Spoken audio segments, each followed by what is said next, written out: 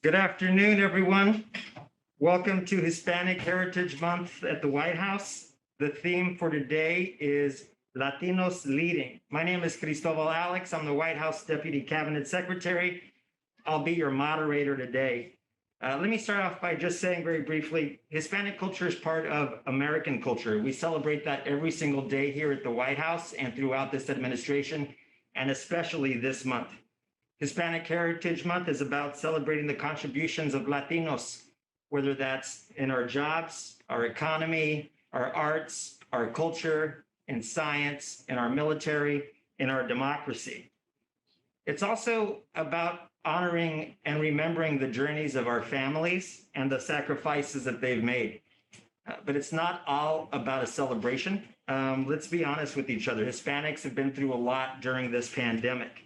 That's why President Biden is making equity a top priority and ensuring that Latinos are front and center in the work to uplift the lives of working Americans across the country through his Build Back Better agenda.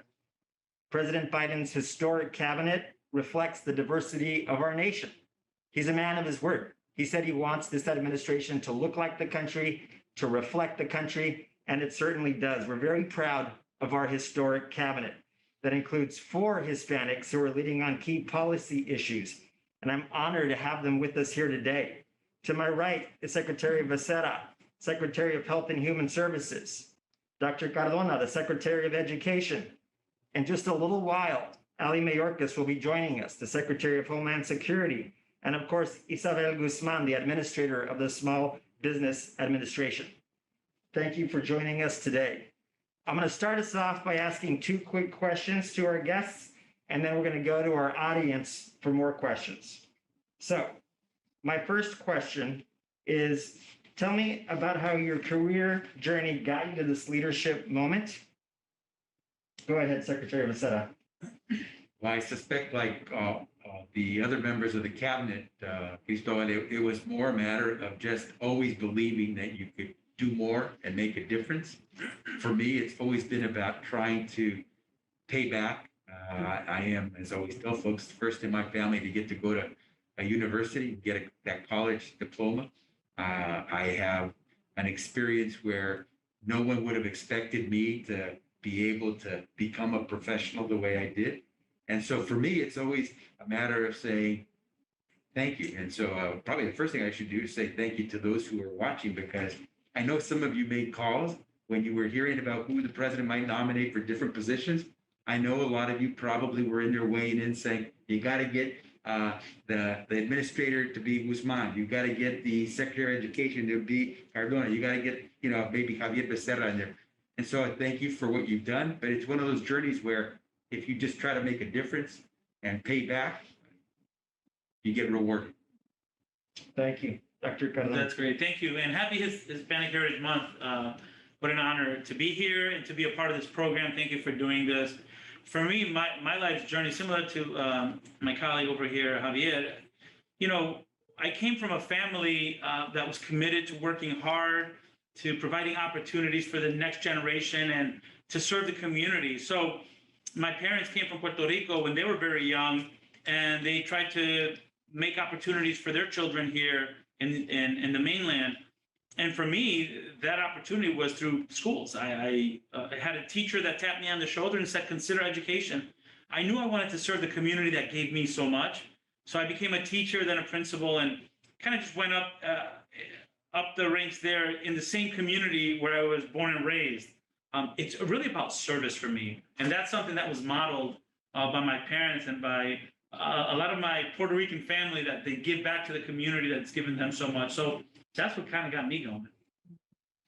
Yeah, and I think for me, it's a similar, but rooted in entrepreneurship and small business. I was raised by an entrepreneur, a small business family, and I know that those things are so just embedded in our culture in terms of serving community, but small businesses in particular. I mean, they define our main streets, they create communities, they create these local jobs, they hire locally, and I think being a part of the community in such an intense way from an early age really was foundational. So today, as we celebrate Hispanic Heritage Month, and also, by the way, National Small Business Week, really it's a time to reflect on that. And My father, I like to say, went to school and got his education on the GI Bill, and I went to school on entrepreneurship.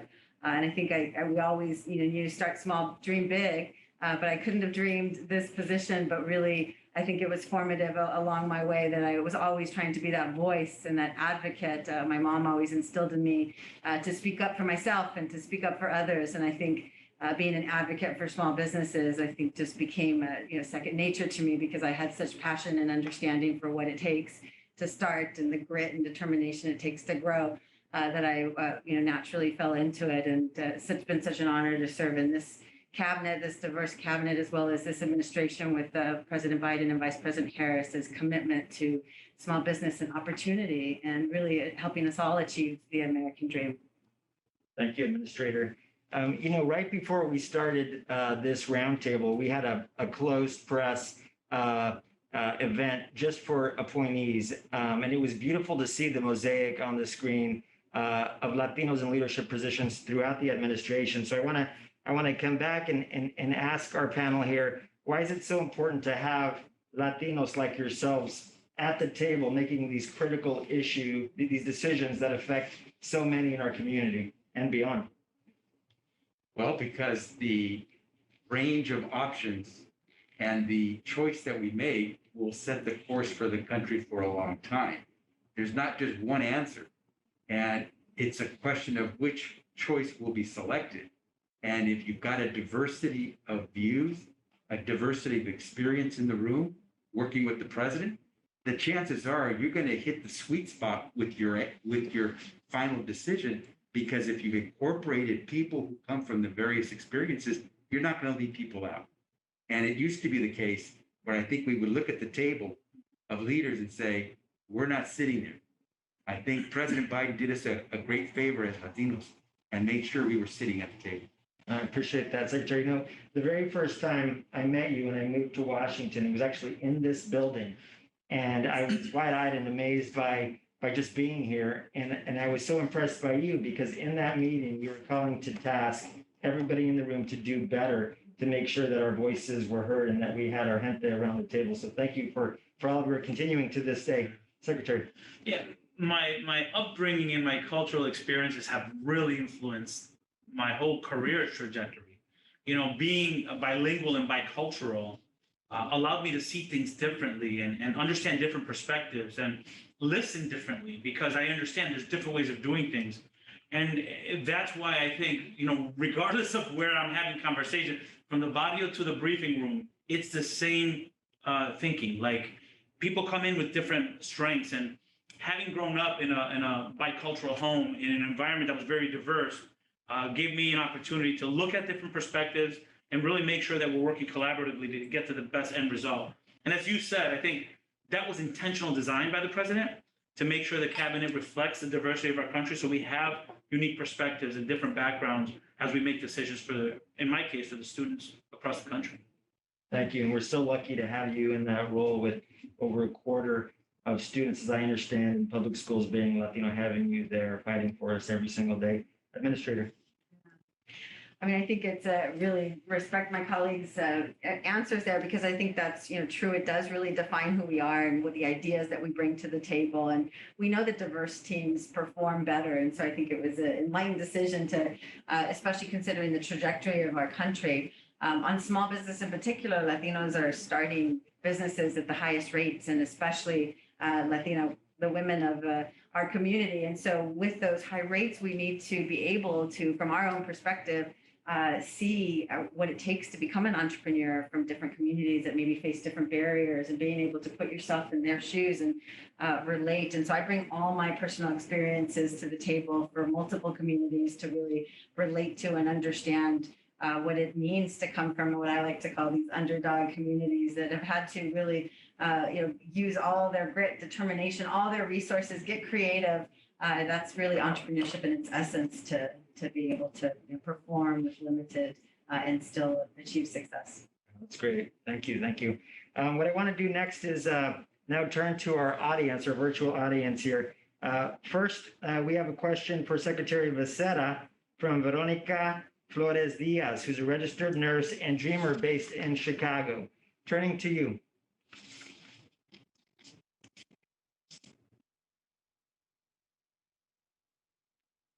I think you're muted.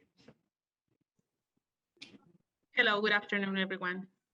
So my name is Veronica, and I am a dreamer and a registered nurse. I've been working for the COVID-19 response of for Esperanza Health Centers. This is a clinic in Chicago where we serve the underserved communities in Chicago. So my question is, how is the administration making healthcare costs more affordable for working families and for individuals without insurance? Well, first, Veronica, thank you to you for being the nurse, but more importantly, as a dreamer, for getting to be a nurse. Because I think a lot of us look with pride at what the dreamers have done. I think the dreamers proved that you can earn a spot in this country. And I think, I suspect that before too much time is over, the White House may be occupied by a dreamer. So do not be surprised.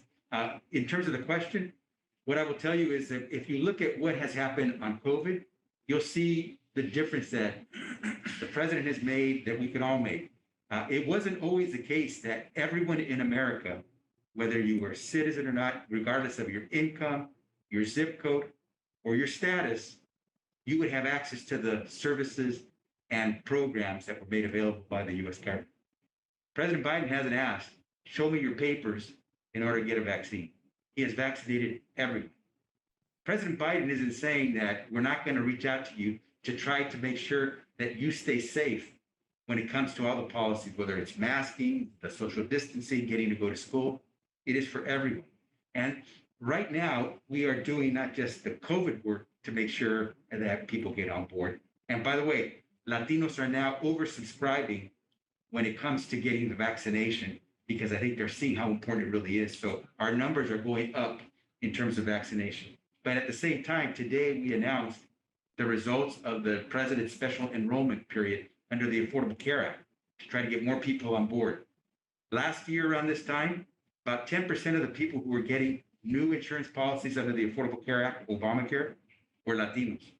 This year, the president said, we're going to reach out to communities that have often been left behind.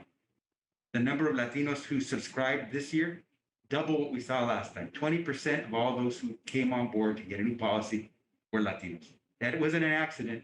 It was intentional because we were reaching out to everyone to make sure that everyone has access to good health care. Veronica, thank you so much for your question and your leadership. And I see that we are joined by Secretary Mayorkas as well. Thank you, sir, for joining us today. I know you are dealing with some very urgent matters, and making time for us today in Hispanic Heritage Month is so important to our community. Our next question goes to Secretary Cardona, and it comes from Kelly Gomez with the Los Angeles Board of Education. Kelly, please. Hi, good afternoon, everyone. I'm Kelly Gomez. I am the board president of our school board here in Los Angeles, and I have to say it's so inspiring to hear from such amazing leaders. Representation matters now more than ever, so I know our public school students are so well served to have Secretary Cardona as our Secretary of Education. Secretary Cardona, this back to school season has truly been unlike any other, filled with hope and excitement as our students return to our classrooms, but with new concerns about the Delta variant and how to ensure the safety of our school communities. How is the Biden administration working to support students, families, and educators in our public schools as we begin this unprecedented school year? Well, thank you, Kelly. And first of all, thank you for your leadership. I could look to your district as an example of what we should be doing across the country. And that's why your students are in school uninterrupted, because of your leadership on the board there. So thank you for your leadership. I know it's not easy, but what you're doing at the ground level is why children are finding success in your district. So thank you. The Biden administration, the whole of government approach to keeping our students safe is working, because we know that with the guidance from CDC and with the funds from the American Rescue Plan, $130 billion to safely reopen schools means that we don't have to worry about PPE shortages. We have testing protocols, funding $10 billion in testing alone, so that our students can be safe in their schools.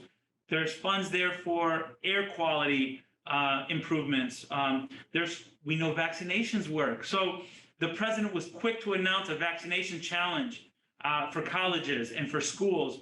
And we have in areas like yours where vaccination is really high, we're not seeing the spread in the community, which oftentimes trickles into our schools. So we're going to keep monitoring it. We're going to keep sharing information. We're going to continue to work closely with CDC to make sure that the information is in real time for our educators. And we're going to listen to our health experts like CDC to make sure that we're doing everything in our power to keep our children in the classroom. Because as you know, Kelly, in-person learning is our best tool to fight the inequities that exist in our system. So keep up your great work. We'll keep supporting you. And we know that the American Rescue Plan and the guidance that's coming out of the Education Department will help in the process. Kelly, thank you for your question and all of your wonderful work in Los Angeles. Thank you so much. Thank you. For our next question, we're going to go to Xiomara Stephanie Castro Ventura, who has more names than I do. She's a nurse assistant and was recently naturalized. The question is for Secretary Mayorkas. Go ahead.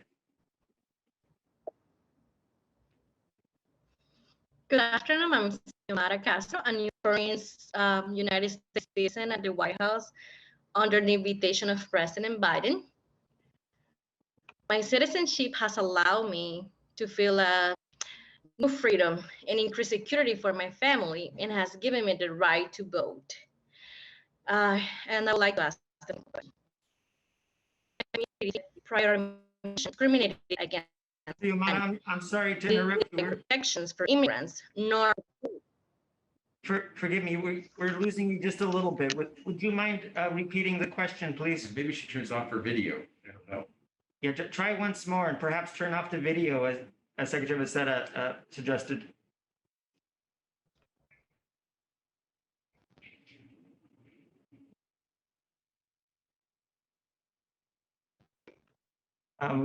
We may have lost you here. With your permission, Xiomara, I think we lost you. I'm going to read your question and then please jump in when you come back. The question here for the Secretary is, many in the community think the prior administration discriminated against the Hispanic community and didn't provide protections for immigrants nor opportunities for naturalization. What has this administration done to address equality, create protections, and promote naturalization? So, Xiomara, thank you so much for your question and congratulations on becoming a United States citizen. I know that you enjoyed a ceremony far more elegant than the one that I went through in 1972. It is very important that this is also Citizenship Awareness Month. On Friday, it is Citizenship Day. We have across the federal government a drive to naturalize individuals who are eligible for it, to raise awareness of the power and strength of citizenship, and to make citizenship more accessible to those who are otherwise disenfranchised. Fee waivers, we're very aware of the fact that naturalization can be cost prohibitive for many. Language access, teaching English as a second language, primarily we're finding to an elderly demographic. We have so many different efforts underway. I do want to just add one other point, because there's so much going on in the immigration space, because we are not only executing on our own vision, but also erasing the xenophobia and anti-immigrant sentiment and actions of the past 4 years. You know, in the Department of Homeland Security, unless we issued a policy that unless one is actually quoting or reciting specifically to the statutory language of immigration law, which uses the term illegal alien, that terminology is not permitted in any of our discourse, written or verbal, that the language that we use is non-citizen, because it communicates something very important, which is the dignity of every individual, irrespective of their immigration status. So thanks so much and congratulations again. And I know you'll be an important voice in spreading the power of citizenship.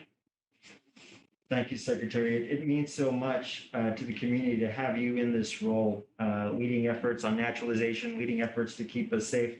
as someone from El Paso, a city that was targeted by white supremacist hate that took the lives of 23 individuals, I again think having you in this role is so critical, and we look up to you. Our next question is for Administrator Guzman, and it comes from Jaime and Jesus, who live in Milwaukee, Wisconsin. Hi, our names are, we are Jaime and Jesus Nanes. We are the 2020 SBA Emerging Small Business of the Year or Person of the Year. And we're the owners of Chucho's Red Tacos and the Farmhouse. And our question is, the pandemic has been devastating for Latino owners, Latino business owners, especially us small business owners. And how do we as Latino small business owners fit into the administration's plans for recovery and for beyond? Well, first off, it's National Small Business Week this week, so we're celebrating businesses like you that have been resilient. And I know you had to pivot and adapt to survive during this time. And so just congratulations. And we're pleased that you were able to access relief and use SBA programs, throughout your foundation. So congrats. I think that you represent so many of our small businesses across the country, you're representative of them. And we know that entrepreneurship helps build wealth for individuals, their families, and communities at large. And so I've asked my team to be as entrepreneurial as the small businesses that we serve to make sure that we can deliver against President Biden's vision to really create an economy that works for all of our small businesses. He likes to say that he knows that ideas come from everywhere and anywhere, and he wants to make sure that we provide the support that they need in order to launch their businesses and grow their businesses. And was really excited to be able to implement American Rescue Plan, which included over $60 billion in support for our small businesses, additional PPP, our Paycheck Protection Program, that kept so many of our businesses, and we, in fact, put more money into our smallest entities this year, with 96% of PPP loans this year going to those small entities of 20 employees and under. It also included some great resources for high impact industries like the Restaurant Revitalization Fund and the Shuttered Venues Operator Grant Program. And importantly, COVID EIDL, which the president just talked about his COVID action plan. We know how important it is to get vaccination rates up so that our small businesses can also stay open. The main streets can be vibrant with people in our business centers and industrial centers. So we know how critical those investments in public health are. So thank you so much for all of that work. We know as well, though, that in order for us to keep our economy open, our schools open, there needed to be some action. And so we have still billions of dollars remaining in our COVID EIDL program for small businesses. And we're trying to focus on how we can better serve underserved populations, meet them where they are, and understand the needs of those businesses who may not have access to capital, who may not be financially in the right position to be able to access funds through a bank. So we're trying to think through the lens of all of our diverse businesses, all of our diverse communities from rural to urban, to make sure that we develop the programs and plans and implementation and outreach that really serve you well. And President Biden is really committed to that equity when it comes to implementing on small business. And so into the bipartisan infrastructure deal or his Build Back Better agenda, there is extensive support for small businesses from underserved communities to create capital programs that work for you so you can get loans and investments that can build your business. Because ultimately, we know that you create the jobs. 2/3 of all net new jobs come from small businesses like yours, and Latino businesses are starting at such high rates. We need to make sure that we respect and understand the changing face of entrepreneurship and serve you. So there's a huge role for the Latino community to help us build our economy back better with the jobs and the wealth creation that they're going to continue to do. So thank you so much for your work. Yes, thank you both for your work and for your excellent question. Hope to visit your restaurant one of these days. I hope you have tacos al pastor there, which is my favorite. Awesome. Come to DC. We'll take Actually, it. that's a good idea. Please come Come this to my way. kitchen. That's okay. we'll bring the truck, yes. Right. I look forward to it. Thank you. Thank you. We're running close on time here, so I do want to do two things before we wrap up. One is to go back to Secretary Mayorkas, the very beginning of our conversation. We asked a question about how your lived experiences, your upbringing, your heritage have contributed to your leadership position today? Well, that would prompt a very, very lengthy answer, and I know we don't have the time. I will just say this, that I try to communicate to a workforce that is not accustomed to the emphasis on this personal situation, the fact that we deal with all too often a vulnerable population, and understanding what vulnerability means and how a government should address it is the ethic and value that we have to carry forward in our work. And it goes back to the issue of the dignity of the individual, regardless of their status on the one hand, and also the fragility of life, and how we can address both productively on behalf of an administration that understands and propels the humanity of everyone. Thank you, sir. We're so lucky to have you in this role. As we wrap up, I want to do one last thing, which is to just go around the room one final time as we kick off Hispanic Heritage Month with the final message from this incredible historic cabinet. We'll go around the room starting with Javier Becerra. Well, first, I want to say thank you for letting us be part of this dialogue with you. Second, I would say if you want to know where a leader will take you, know where they've come from. And I hope that what you will find is that President Biden chose people who come from a place where it is important to pay back, to do more for others.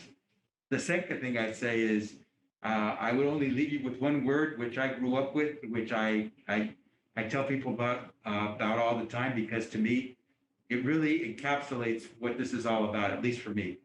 And the word is ganas. To me, I tell people, don't look it up in the dictionary. It won't give you the full interpretation. To me, it means guts, grit, and game all packaged together. Si tiene uno ganas, va a lograr. Si tiene uno ganas, va a cumplir. Si tiene uno ganas, va a repagar. And so I would just say to you, go at this with real ganas. I love that. Gracias. Please. So I will tell you that I was 1998, and I was a career employee in the United States government. And there was a younger Latino leader in California named Javier Becerra, who gave me a very, very significant opportunity to become an appointee in the administration of President Clinton.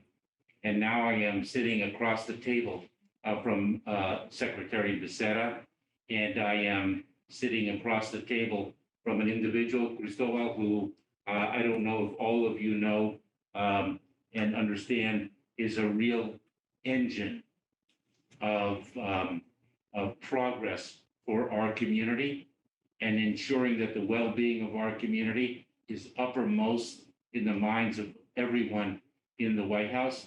And I have to my right an individual who gives opportunity in the classroom to everyone in our community and so many others, and understands so profoundly what a classroom means to the future of every individual.